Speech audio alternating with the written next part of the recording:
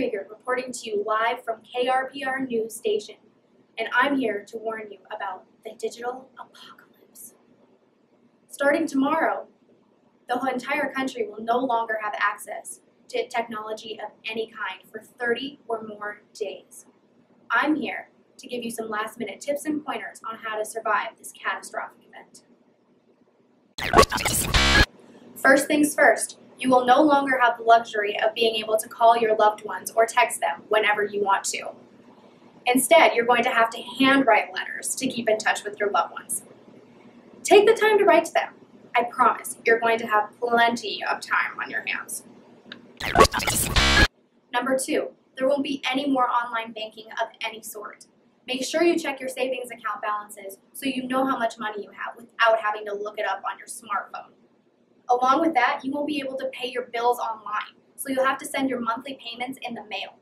Make sure you allow time for payments to arrive at its destination, and also time for it to be processed so your bill isn't declared late.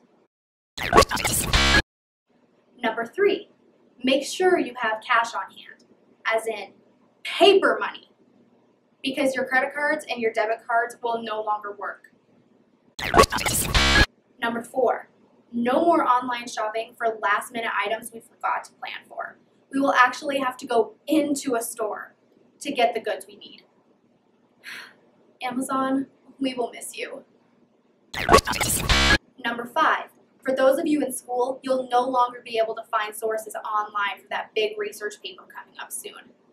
You might want to consider getting a library card, and don't forget that your computers will no longer work, so you'll have to write that 10-page paper by hand. Maybe see if you can track down one of those things that people used to call typewriters. It would be a good idea to know your friends' home phone numbers and addresses.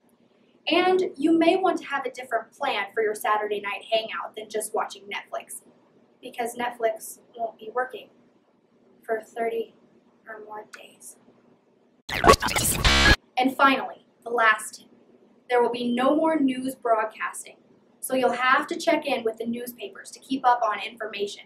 But keep in mind that getting information out to the public will be a slow process because we will have to use typewriters to construct the newspapers. These are all the tips and pointers we have for you right now. Check the newspapers for additional tips in the future. On behalf of the staff at KRPR News, we wish you the